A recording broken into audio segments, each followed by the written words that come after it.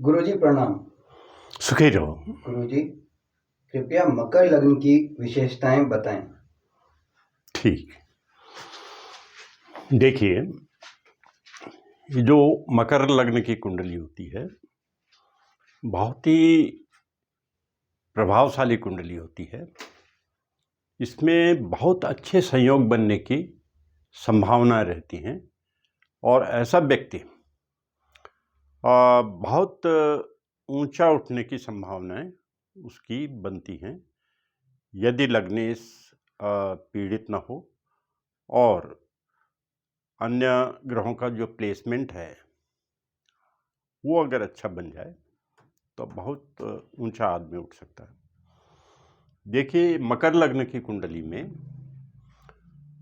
3 स्थितियां ऐसी बन जाती हैं कि जो पंच महापुरुष योग बन जाता है 3 स्थितियों में। सबसे पहले तो देखिए, लग्न में अगर शनि आ जाता है तो यहाँ पे सस योग बन जाता है कि जो बहुत ही अच्छा पंच महापुरुष योग है। इसमें व्यक्ति बहुत तरक्की करता है और प्रभावशाली पद पे रहता है निश्चित।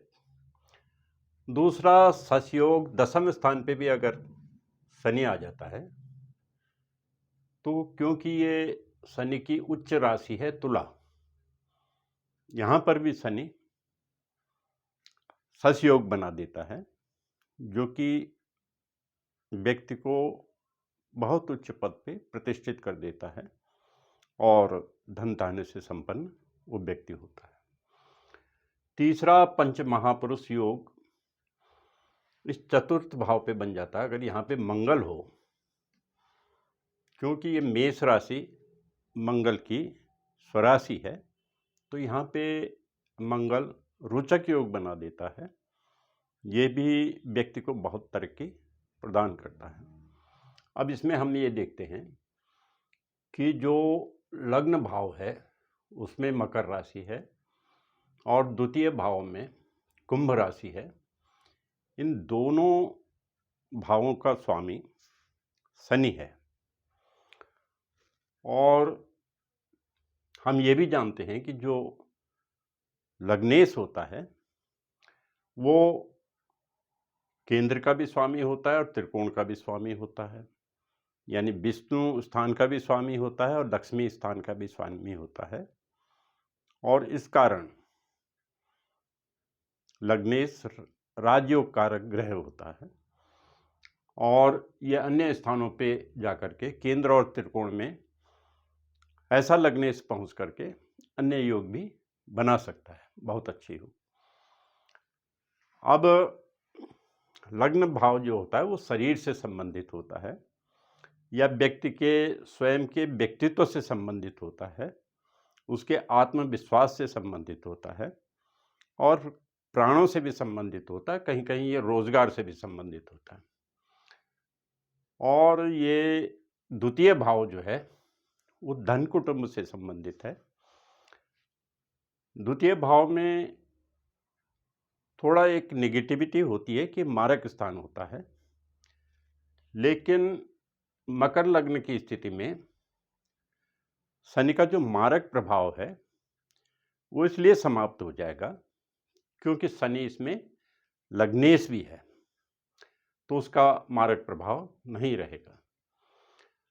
अब तृतीय भाव पे हम देखते हैं कि ये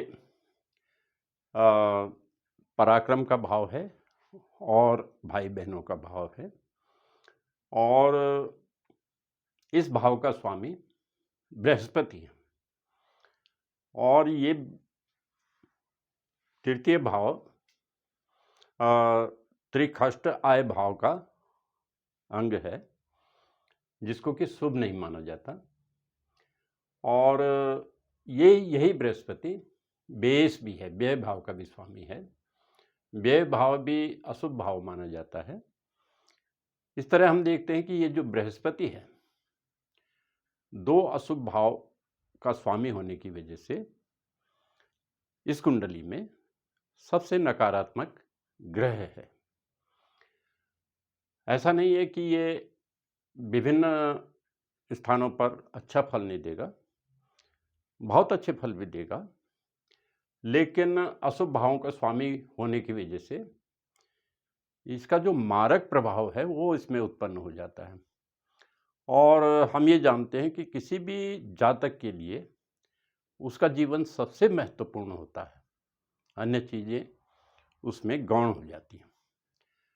तो ये क्योंकि अपनी महादशा अंतर्दशा में मारक स्थिति उत्पन्न कर सकता है, जीवन को रिस्क पैदा कर सकता है, इसलिए इसको अशुभ ग्रह माना गया है। हालांकि इसकी विभिन्न स्थितियां जो होंगी वो व्यक्ति को बहुत लाभ भी पहुंचा सकती हैं। मान लीजिए कि अगर ये लग्न में आ जाता है तो इसमें सप्तम भाव गृहस्थी वगैरह के लिए बहुत अच्छा रहेगा, लेकिन यही है उसकी नेगेटिविटी जो उसमें मारक प्रभाव है। अब चौथे भाव पे देखते हैं हम कि मंगल की राशि है और मंगल की मूल त्रिकोण राशि है ये, और इसमें जो मंगल प्रभाव देगा वो इस वजह से शुभ प्रभाव नहीं दे पाएगा, क्योंकि मंगल की एक राशि आय भाव में भी है और आय भाव शुभ भाव नहीं है।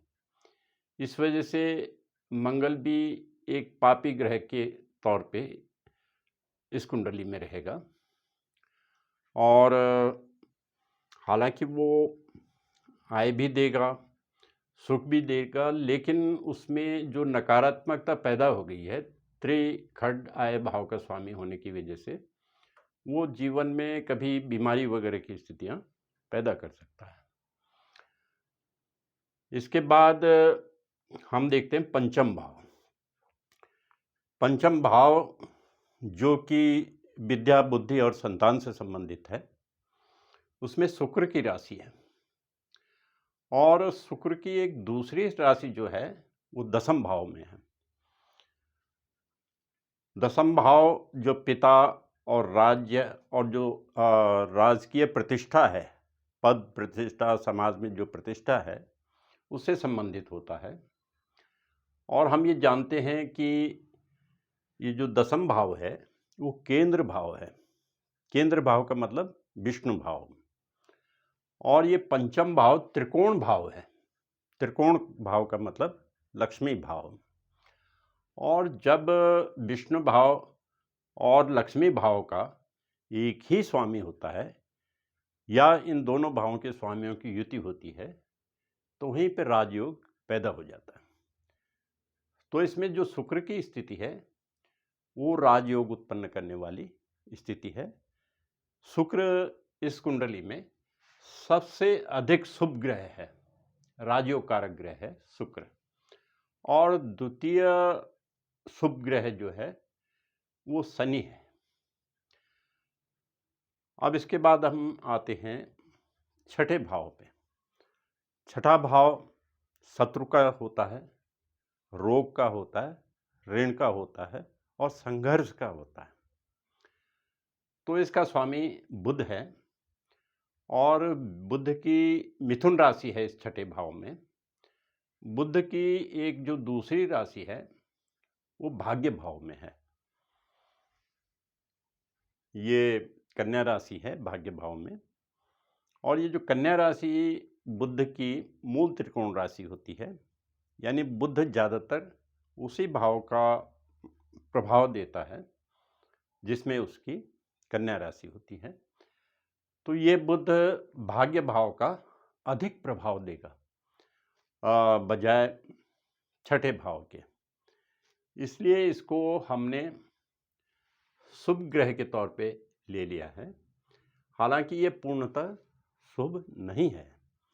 पूर्णतः शुभ इसलिए नहीं है कि इस बुध पे ये जो छठे भाव का स्वामी होने का जो पुच्छल्ला है वो लग गया है। बुध इस स्थिति में छठे भाव का स्वामी होने की वजह से ऐसा बुध किसी भी भाव का यदि अच्छा फल भी देगा तो वो संघर्ष के बाद देगा, आसानी से नहीं देगा। थोड़ा उसमें मेहनत ज़्यादा करनी पड़ेगी तभी उसका फल मिलेगा। अब इसके बाद हम आते हैं इसमें सप्तम भाव पे। सप्तम भाव हमारी गृहस्थी से संबंधित होता है और हमारे जो साझे के रोजगार होते हैं, साझा कार्य होते हैं, उससे संबंधित होता है। और ये सप्तम भाव को मारक भाव भी माना जाता है। इसमें चंद्रमा की राशि है। तो वैसे तो चंद्रमा इसमें मार्केश होना चाहिए था, लेकिन चंद्रमा और सूर्य एक ऐसे ग्रह हैं दोनों कि जो मृत्यु को कारित नहीं करते हैं। तो इनका मारक प्रभाव लगभग समाप्त रहता है। परेशानी तो खड़ी कर सकते हैं, लेकिन जातक की मृत्यु नहीं कारित करते हैं। ये विमल ग्रह माने जाते हैं, सूर्य भी और चंद्रमा भी। इसलिए इसको हम चंद्रमा को इस कुंडली में हम समग्रह के रूप में ले सकते हैं। ना ज़्यादा अच्छा है और ना खराब है। हाँ, ये जरूर है कि चंद्रमा में दो स्थितियां होती हैं। चंद्रमा सौम्य ग्रह के रूप में भी माना जाता है और पाप ग्रह के रूप में भी होता है। तो पाप प्रभाव चंद्रमा में तब आता है जितना ये सूर्य के नज़दीक आता जाएगा, इसमें पाप ग्रह प्रभाव उत्पन्न हो जाता है, ये पाप ग्रह बन जाता है। और चंद्रमा सूर्य से जितनी दूरी पर रहेगा उतना ये सौम्य ग्रह और शुभ ग्रह बन जाता है। तो इसमें चंद्रमा सम प्रभाव देगा। हालांकि अगर इसी भाव में चंद्रमा आ जाता है तो काफ़ी शुभ प्रभाव देगा।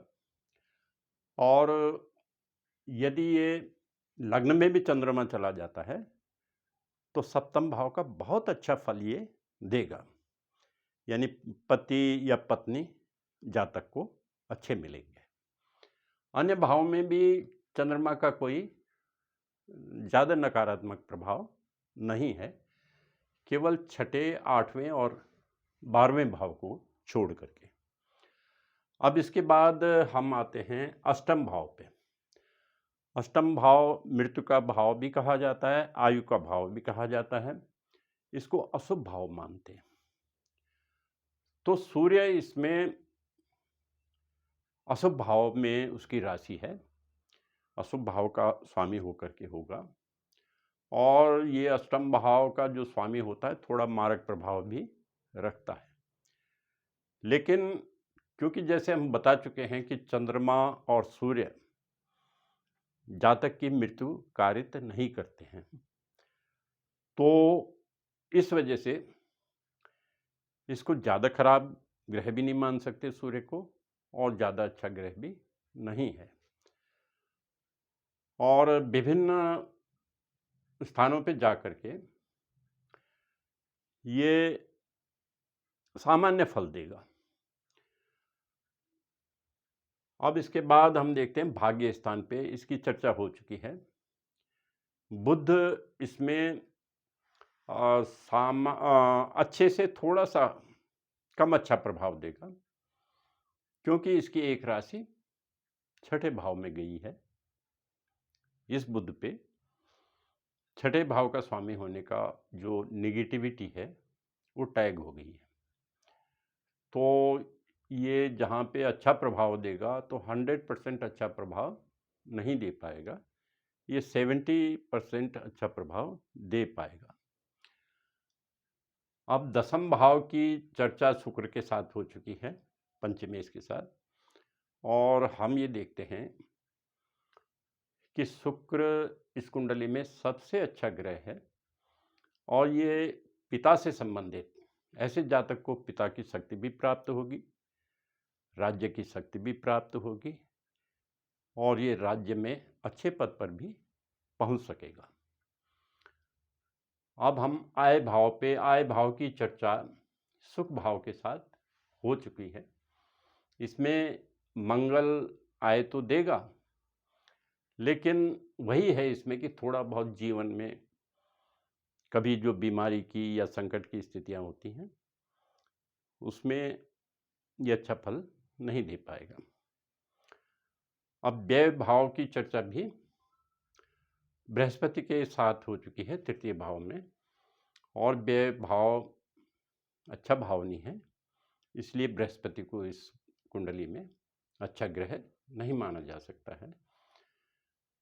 कुंडली में जो सबसे खराब ग्रह होते हैं वो बेस और अष्टमेश होते हैं, और उसके बाद एक खष्टेश का नंबर आता है निगेटिव ग्रहों के रूप में। बेस जहाँ भी जाता है उस भाव का नुकसान ही करता है, इसी तरह अष्टमेश जिस भी भाव में जाता है उस भाव को हानि ही पहुंचाता है। अब हम इस कुंडली में देखते हैं कि राजयोग कारक ग्रह तो है शुक्र, शुभ ग्रह में शनि है, और कुछ कम शुभ शुभ ग्रह है, इसमें बुध है, और सम ग्रहों में चंद्रमा और सूर्य हैं, और अशुभ ग्रह इसमें मंगल और बृहस्पति हैं। इस व्यक्ति को जब भी संकट उत्पन्न होगा तो मंगल की महादशा में, बृहस्पति की अंतर्दशा आने पर, या बृहस्पति की महादशा में मंगल की अंतर्दशा आने पर होगा। और उस समय जब इन दोनों ग्रहों की जब महादशा और अंतर्दशा आए, उस समय जातक को सतर्क रहना चाहिए। उस समय जातक को क्या करना चाहिए कि इन ग्रहों के मंत्रों का पंडित जी से जप करा करके और हवन करा करके व्रत भी ले लें, उसका उद्यापन भी करा लें और दान भी कर लें, तो उससे क्या होगा कि जीवन सुरक्षित रहेगा। अब एक भाव और है इसमें जो नकारात्मक भाव है, वो है बाधक भाव। इस कुंडली में जो बाधक भाव है वो आय भाव है, एकादश भाव।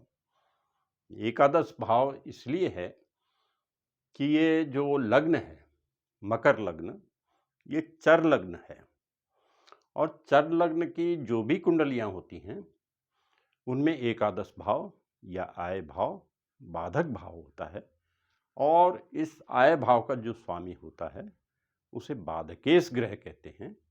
इस कुंडली में जो बाधकेश ग्रह है वो मंगल है, और इसका मंगल को हम बाधकेश इसमें कहेंगे। और मंगल के बाधक प्रभाव को दूर करने के लिए जीवन में एक बार, केवल एक बार पंडित जी से इसका जप करा लें, हवन करा लें, आप स्वयं व्रत ले लें और व्रत का उद्यापन करा लें और दान भी कर लें, तो उससे एक बार में ही इस मंगल का बाधक प्रभाव समाप्त हो जाएगा, और ये फिर जीवन भर आय में बाधा उत्पन्न नहीं करेगा। अब कुंडली में एक प्रमुख भाव पंचम भाव विशेष भाव होता है। ये प्रारब्ध से भी संबंधित होता है और ये हमारे इष्ट से भी संबंधित होता है। कुंडली में से यदि हमें अच्छे प्रभाव नहीं मिल पाते और जीवन में कभी बहुत ज़्यादा बाधा उत्पन्न होती है, तो हमारा अंतिम सहारा जो होता है अपना इष्ट होता है। इष्ट देवता जो होते हैं वो होते हैं, और हमें जो भी मिलता है अपने इष्ट के माध्यम से ही मिलता है। इसलिए आवश्यक होता है कि हम अपने इष्ट का मंत्र रोज जपें, एक माला रोज जपें। उससे जीवन में जो भी बाधाएं होती हैं वो दूर हो जाती हैं, क्योंकि हमारा जो इष्ट है वो हमारे दिलो दिमाग में स्थापित हो जाता है, और जब भी संकट की स्थितियां उत्पन्न होती हैं वो निश्चित रूप से हमारा इष्ट हमारी मदद करता है। इस कुंडली में जो इष्ट होंगे, पंचम भाव में वृषभ राशि है, इसके स्वामी शुक्र हैं और शुक्र की देवी जो हैं वो माता लक्ष्मी हैं। इसलिए जातक को माता लक्ष्मी के मंत्र की एक माला रोज अवश्य जपनी चाहिए। वो मंत्र है ओम श्रीं ह्रीं श्रीं महालक्ष्मी नमः। ओम श्रीं ह्रीं श्रीं महालक्ष्मी नमः। ओम श्रीं ह्रीं श्रीं महालक्ष्मी नमः। इस कुंडली में एक बात मैं आपको ये बताना चाहूँगा कि इस लग्न वाले बहुत महान पुरुष भी हुए हैं। इस लग्न में बहुत संयोग ऐसे बनते हैं कि जो व्यक्ति को बहुत ऊंचा उठा सकता है, यहाँ तक कि वो समाज में पूजनीय भी बना सकता है। क्योंकि लग्नेश इसमें शनि होने की वजह से यदि शनि का प्लेसमेंट अच्छी जगह पे हो, शनि अपनी राशि में हो या अपनी उच्च राशि में हो, तो ऐसे व्यक्ति का प्रभाव जो श्रमिक वर्ग है उस पर बहुत अच्छा होता है। तो जातक को ये उसका लाभ मिलता है कि यदि मान लीजिए जातक उद्योगपति है तो श्रमिक वर्ग हमेशा उसके पक्ष में रहेगा। यदि जातक नेता है तो जो कमजोर वर्ग है वो उस नेता के पक्ष में हमेशा रहेगा और काफ़ी ऊंचा उठ जाएगा। आप ये देखिए कि शुक्र यदि लग्न में चला जाता है इस कुंडली में तो व्यक्ति को बहुत लाभ होता है और वो बहुत उच्च पद प्राप्त कर सकता है। ऐसी स्थिति चीन के नेता माओ से तुंग की भी थी और श्रमिक वर्ग से उनको बहुत लाभ हुआ। और ऐसी ही अगर शनि भी अपनी राशि में हो या उच्च राशि में हो तो वो भी बहुत लाभ पहुंचाता है। धन्यवाद।